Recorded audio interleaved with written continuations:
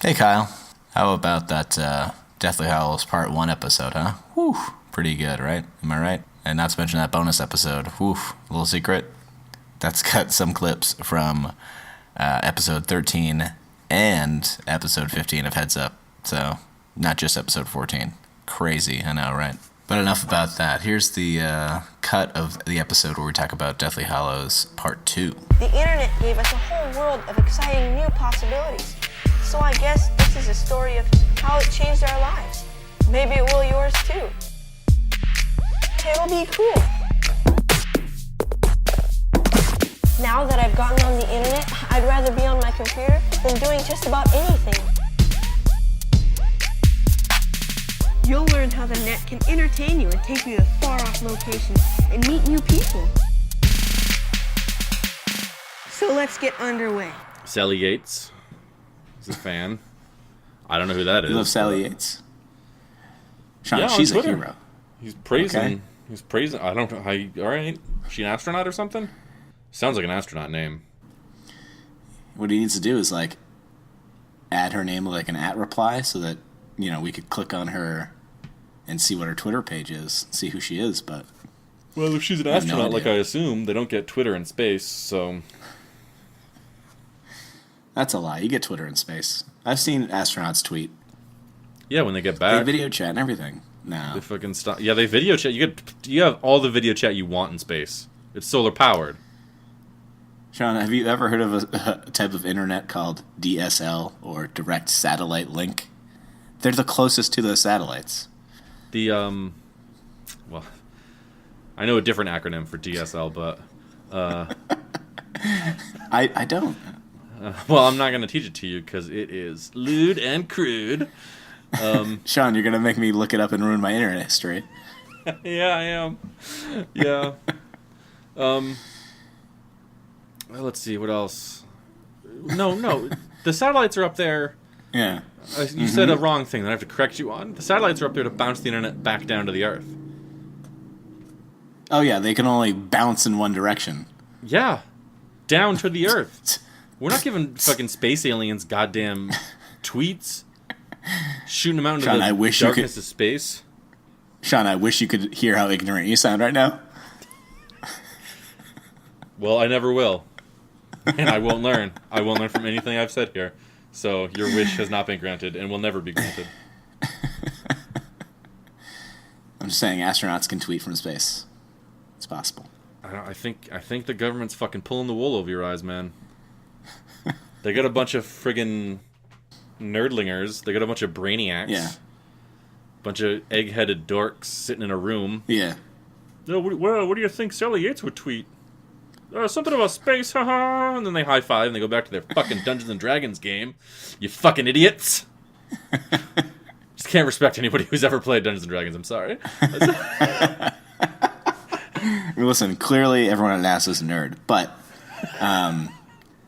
they definitely talk to them while they're in space, and whether they tweet directly from a cell phone telephone in space, a computer, or they talk via radio and say, hey, tweet this out from my account, bro.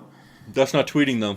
That means someone is quoting them. Not if they're using their Twitter account. If I'm in Jeff, let's say no, Jeff. I'm up in space, all right, Go ahead. and I video call you. Hey, Jeff, how's it going? No, it's fine. That's how you sound. Oh my god, it sounds exactly like that.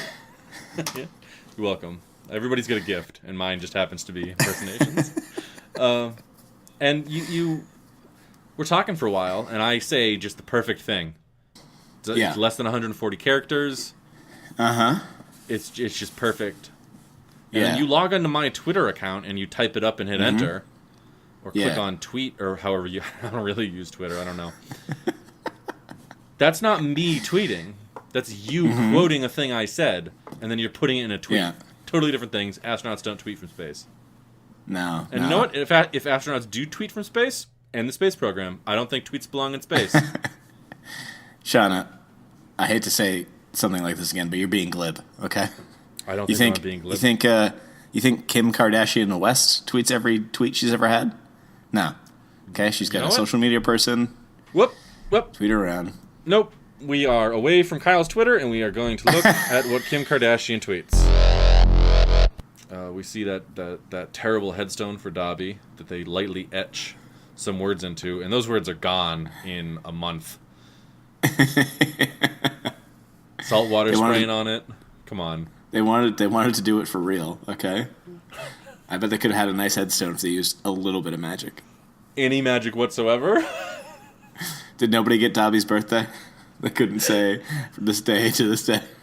And it's just loose sand piled on top of his corpse. Yeah.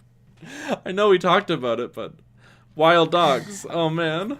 And I think it's a nice idea to bury him, have a gravestone, but I'm guessing someone like Slughorn's going to come around and try to dig up his bones, because I'm sure house elf bones have magical properties that can be used in potions. Yeah, I mean, if Slughorn doesn't, then Mundungus will. Yeah. I'm just saying his body's not going to be there in a week. They just wasted time. Yeah, it was just a huge waste of time. They could have just gone, let's burn it with magic. Yeah. Send him off But to a Viking funeral. funeral. Yeah. He went out in combat. They're at the ocean. Yeah. These kids. And also they're hiding in a beach house owned by like one of the aunts, one of the weasel aunts. Yeah. Yeah. And it's like, do the Death Eaters not know to look for them at like family members' property? Is there no registry of deeds? Is there no building where all that stuff is? It's just prophecies and vaults full of gold and shit? Terrible mismanagement by the ministry. Do they not collect income, like property tax? Like, no. The goblins just go in, they scoop up a couple handfuls of gold from your vault. Boom, you're done. The goblin immediately apparently recognizes the Sword of Gryffindor as the real Sword of Gryffindor, and there's a fake in Bellatrix's vault that Snape gave her. And they have an Ocean's 11 moment with the goblin, where they're like, we need your help to break into the bank. I wish this movie had been an entire thing of planning the heist and then performing the heist, then the heist looking like it went wrong, but that was all part of the heist. Yeah. And then they got away with that sword, and that was it. They could have made this a 3-part movie series. Yeah. But nope, they just dragged it out with a bunch of stuff. I don't know, we'll get to the stuff. We learned from the goblin that was with Harry Potter that you can't trust. You can never trust a goblin when there's a profit to be made. Hey, listen, Jeff, I'll tell you, these goblin bankers with their long noses and their obsession with gold. Let me just tell you, that he stuck to the letter of their agreement, stuck right down to the word. That pretty much, yeah. It's kind of not his fault that they're idiots. Yeah, just like any other great magical creature, it's tricksy. Well, imagine you're this goblin and you help these kids who, I mean, technically from their point of view, they rescued you. But you are now with a trio of notorious outlaws. Harry Potter, for the past, 6 years, has killed someone or been associated or been the only witness to a murder at Hogwarts, like, every single fucking year. He's undesirable number 1 currently. Yeah. This kid shows up and he goes, hey, you're going to help me break into the bank you work at. Like, this goblin's got to be faster on his feet to figure out a way to survive this goddamn encounter with Harry Potter. And he does it. Yeah. Yeah. He was so close to getting out till they jumped on that dragon and broke the floor. I think he got away. No, they show him dead on the floor, and then the sword disappears. Right. The sword disappears like it was always going to, so they didn't even have to kill him. They did anyway. It's just in their nature. You don't betray Harry Potter. Well, you know why? They killed him because that's what Dumbledore would have done. He would have fucking killed every single person on his way out. I love how many people talk shit about Dumbledore now that he's dead. Almost immediately. Anytime somebody brings him up now that he's dead, they just shit all over him. How much attention do you think Harry really needs in a day? Do you think it's got to be constant? Ginny must be depressed AF. That's wife. Oh, yeah. And he tells a story, like, every day the rest of his life. And any person he meets, she's going to sit there and hear about all fucking 7 years. Yeah, and then I told the Ministry, like, Voldemort was back, right? But they didn't believe me. But they found out real quick. So then I broke into the Ministry itself and destroyed every prophecy ever. And then I battled Voldemort one-on-one, and then the Minister saw it, and he had to quit. And everyone believed me then, because I was right. Yeah. Like, that's the rest of her poor fucking life.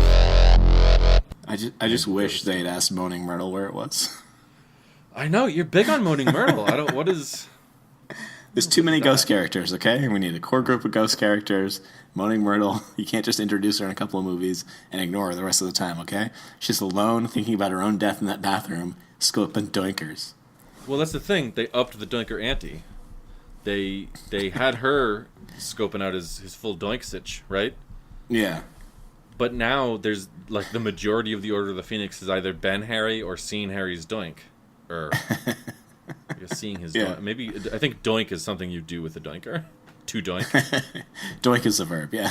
Yeah. Sorry. Yeah. And they had a perfect opportunity because they have to go to the Chamber of Secrets to get that basilisk's tooth. Yeah. They could have just brought Harry along and talked to Moaning Myrtle, and she could have used that whiny, annoying voice. Yeah. It's a terrible voice. But no, they used some other ghost. That's fine.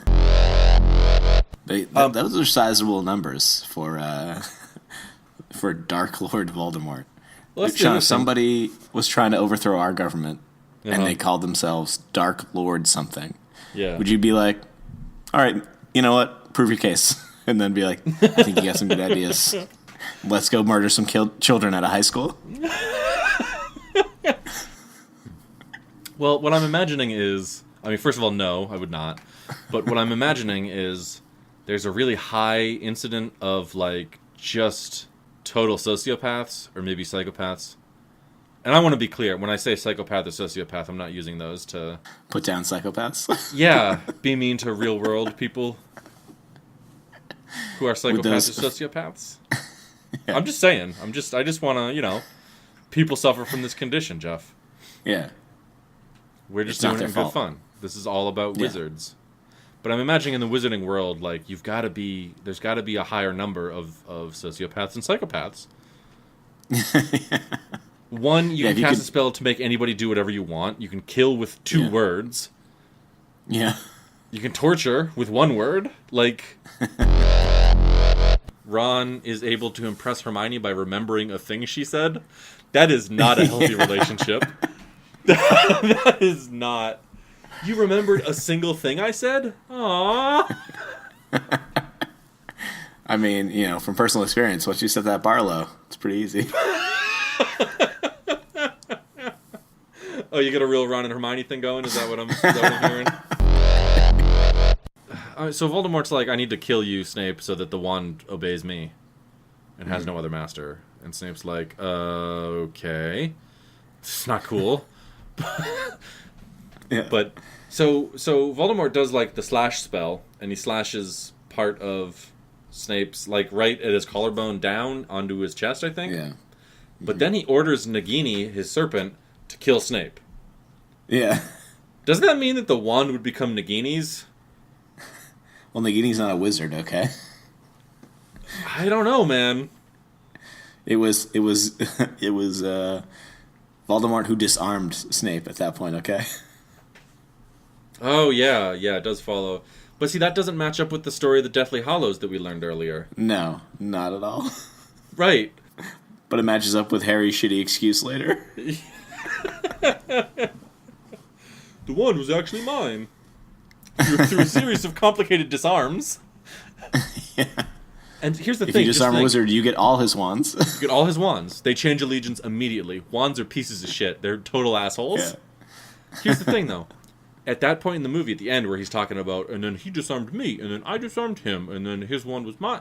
Yeah. What we could have had right there was the extended reveal, the Ocean's 11 reveal of how the whole plan was supposed to look like it was going to fail, but actually was succeeding the whole time. Yeah. I just think it would have been a better movie at the end. Voldemort... Well, no, that doesn't work. I was going to say Voldemort had lost all of his casino's money. And Bellatrix was in love with Harry now. But Voldemort already walks around in a robe with no shoes on, so... the pause in the battle that Voldemort calls for also allows Harry to watch some of Snape's old home movies. Which apparently you can either pull memories out from your temple, or you can cry them out like a little bitch. Here's the thing, though. Jeff, if I wanted to get memories of yours... Yeah. Could I just, say really mean things until you cried and then steal a tear or two? I think so. And then just watch some of your memories? This fucking Wizarding World is the darkest shit I've ever heard of. Yeah. It's insane. Oh my god. Although, I loved these Snape home movies because over and over we get Harry going, don't talk shit about my dad. And we get a repeat of the best line in the whole franchise. Your father was a swine. So I've been waiting to use that in my real life. Yeah. I have had this void in my heart where I need to call someone a swine, and I just haven't had a good opportunity yet. I think they were soulmates. They never zoned. Yeah. She friend zoned him so hard, apparently, though. The friend zone's not a thing. That's what I was going to say. It's not a thing, but apparently that's what happened. Well, Severus Snape is... In the Wizarding World, there is apparently such a thing as friend zoning. No, there's not. There's not. No, it doesn't exist. I'm sorry. It doesn't. The friend zone doesn't exist. And if it does, it's awesome because friends are cool. Yeah. Listen, I'm on your side about that. I'm just saying that's exactly what they portray in this movie is friend zoning. No, a thing that doesn't exist. Just like levitation, Patronuses, Death Eaters. So Harry dies, quote unquote. Heaven is only accessible by train, apparently. And let me just we're not idiots, right? Just for people listening, we get that this is supposed to mirror kind of the fear and anticipation and excitement and all the confusing, strange things that Potter felt in the first movie when he was first going to Hogwarts. That's right. He's going. This is a representation of the anticipation of the unknown. Kind of mirroring. Here's the first movie. He was afraid to go to Hogwarts. He didn't know what it was going to be. Here's the last movie. He said he's ready to die, but he's still kind of anxious. He doesn't... we get that. But also... I definitely got that before you said it. All right. But, I mean... also, it just doesn't make any... It's just stupid. Right? He's going... This is a representation of the anticipation of the unknown. Kind of mirroring. Here's the first movie. He was afraid to go to Hogwarts. He didn't know what it was going to be. Here's the last movie. He said he's ready to die, but he's still kind of anxious. He doesn't... we get that. But also... I definitely got that before you said it. All right. But, I mean... also, it just doesn't make any... It's just stupid. I don't get it. Yeah. He shows up in a train station, King's Cross, and Dumbledore's there, and a slimy Voldemort baby is there, which no one tries to help. Or console while they die. While he dies, maybe close his eyes, What if he could be redeemed? Yeah. Maybe he can't, but if they think he's evil, right before you die is a good time to try. Yeah. And why did Voldemort himself have to kill that part of himself in Harry Potter? That sentence made sense, I swear. Why did they want Voldemort had to be the one to kill Harry, so he kills himself? No. You should have just should have fucking laid him out at Hogwarts the first moment you realize it was a Horcrux. You don't go after you've killed half the people at that school, you don't go right back there with their dead hero's body and try to win hearts and minds. No. Well, I love when Neville gives his little speech. It's such a bleak worldview. What a cool lesson to learn in high school. Oh, it doesn't matter if our hero's dead. Yeah. Sean, if every year you're in high school, at least one person died every year at our school, you probably think the same way, right? Probably, yeah. They all died on a boat, didn't they, after you graduated? As far as I'm concerned, everyone I went to high school with that I don't still talk to died in a boat. Accident. Maybe a fire, maybe it just sank. All hands went down on deck. I don't know. It's unclear. It's tragic. There's no survivors, so we don't know what really happened. Yeah, we'll never know. I don't think they put black boxes on boats, you know? So he's looking to win over the hearts and minds of people. He sees Neville, someone who looks like they've just been through a lot of shit and killed a lot of Death Eaters. Yeah. Like his head's bleeding, he's limping. Yeah. You know? And he steps forward and Voldemort laughs. It doesn't even know his name yet. Like, how does Voldemort know that guy's the butt of the joke? It's just easy to tell with Neville. Hey, thanks for wanting to join my group. You look like a real piece of shit. Well, maybe they all remember his parents. Yeah, they're laughing about torturing his parents. Yeah, they're all just laughing about torturing his parents. I don't know. Your mom's an ugly crier. All right, come on. What's the matter with you? I'd be using that robe to grab everything. Yeah, and that robe spell essentially pulls Harry in close enough so that Voldemort can actually slap and kick him. Yeah. He drops the pretense that he wants to use magic. He's like slapping him. He's kicking him around. It's amazing. I loved it. Well, it's going to be infuriating to use the killing curse on somebody twice and it not work. Yeah. Oh, he's third time's the charm, though. Yeah. Right? The second time he was so confident it was going to work, he did it in front of all his friends, and it still didn't work.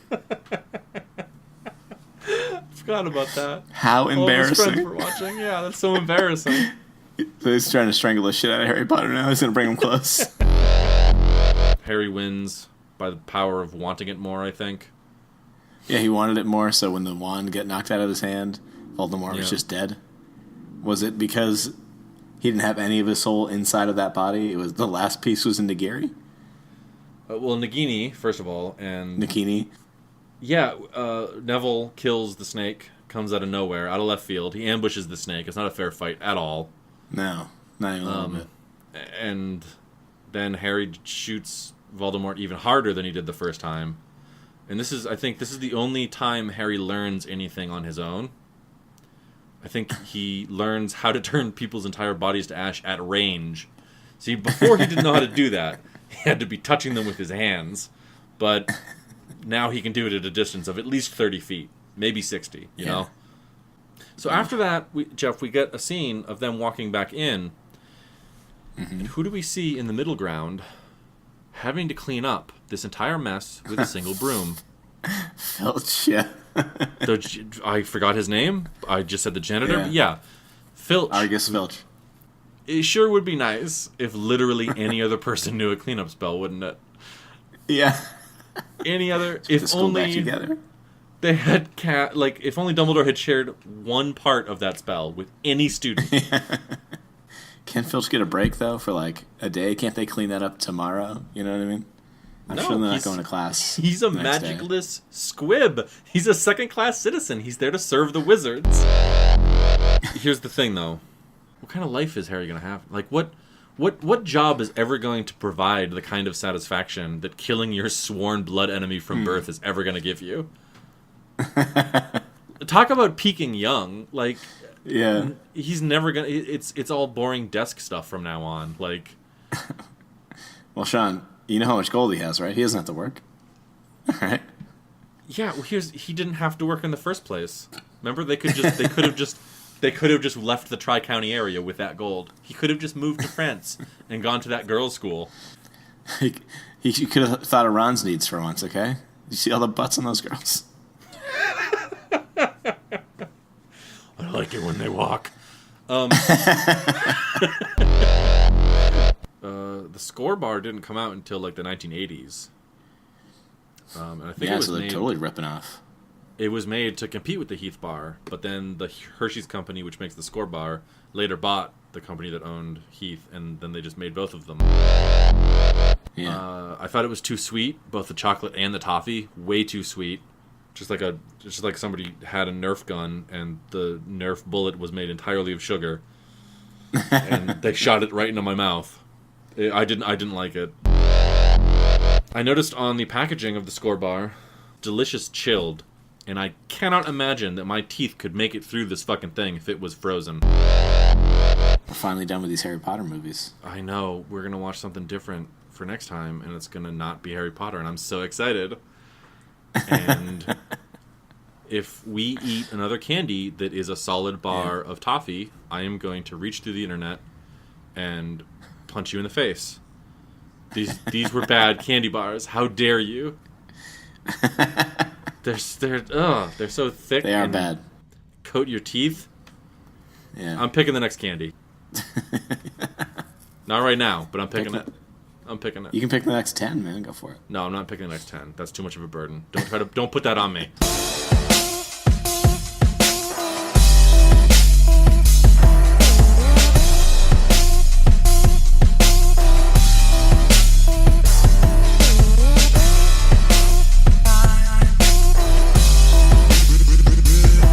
Your father was a swine.